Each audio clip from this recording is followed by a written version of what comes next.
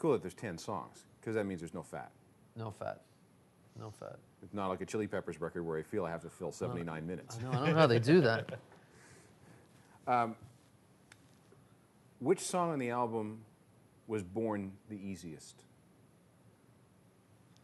Maybe Signs of Life. Signs of Life was real. Signs of Life was Keep coming just back to that song. Yeah. It's just a very honest, I mean, they all are, but that really kind of set a pace for the record in terms of, it's very kind of, I don't want to say simple, but it just flows, you know. There's nothing forced about it. And, it's interesting too. That song in particular, most of the time, you know, there'll be a genesis of an idea, and we bring it in, and everyone starts listening and messing with it. Signs of Life was something where we were all just sitting in the room, and it just kind of sprouted up. There was no previous incarnation of it or anything like that. Yeah.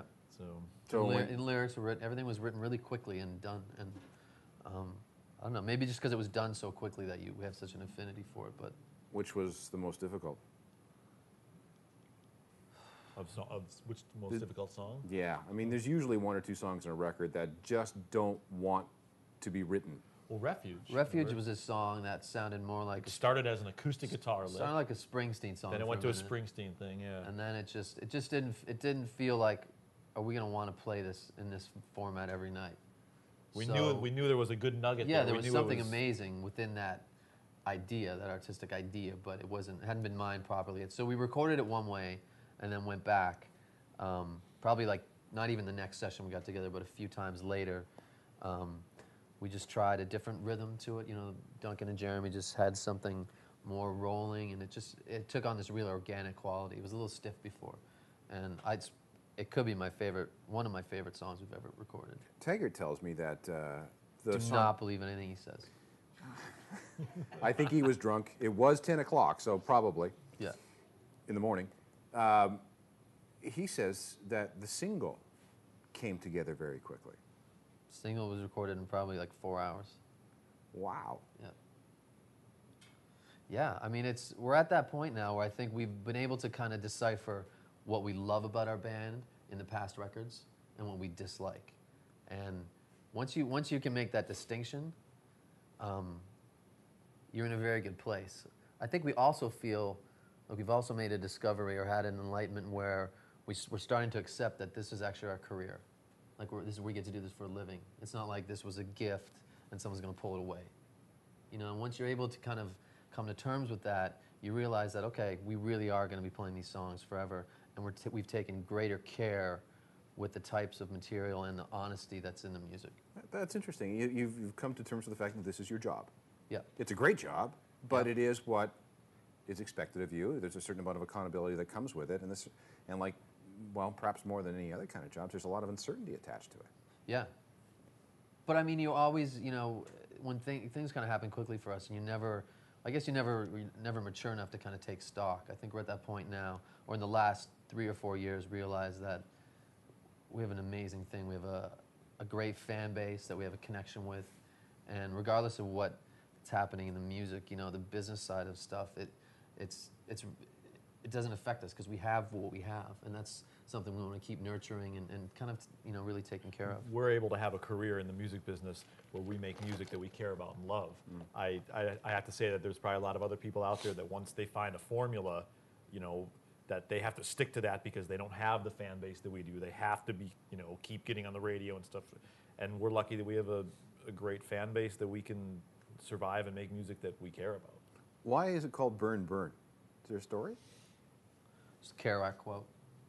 Oh, okay. Yeah, there's a lot of and that, I don't know if you know the quote. I won't recite it, but it's all about freedom. You know, like getting out of the status quo, and this record really was that because, like I said, no producer. We own it. We own the masters. You know, that's something that I had in my solo record, and you know, admit it or not, it really challenges you and changes, even subconsciously, the way you record, feel. Every emotion is altered because you own it, and no one can kind of piss on it. It's an amazing thing, and so that's what happened with this record. So the freedom and the liberation and all the cliche sayings are a big part of it. So that quote kind of seemed to, or part of that quote seemed to fit it. just to wrap up, you said a few minutes ago that there are some things about the band that you realized that you didn't like, and then there are a bunch of things about the band that you really hold dear and special. What are those things?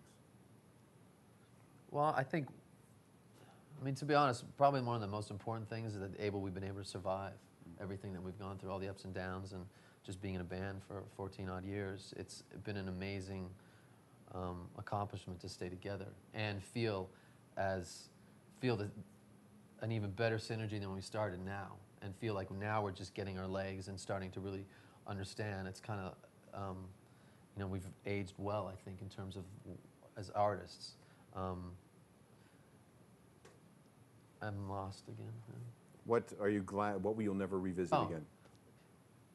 So, you know, I think is those moments when you compromise, and we always felt like we had a lot of control, but you know, looking back on certain instances when we're making records, you know, bought into some things that maybe we shouldn't have, you know, but not that I have regrets, because it's not, you got to look at everything as a positive, and just, you know, like I said, deciphering what we love and what we dislike was an important step for all of us, and the fact that I don't think we'll ever revisit those places as dramatically anymore is comforting.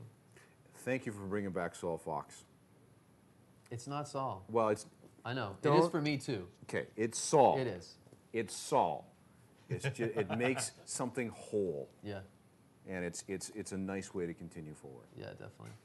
Good luck with the record. Can't wait to see what happens with it. And then we got this big thing that we're going to do all across North America. Yeah. So we'll save that for a surprise later.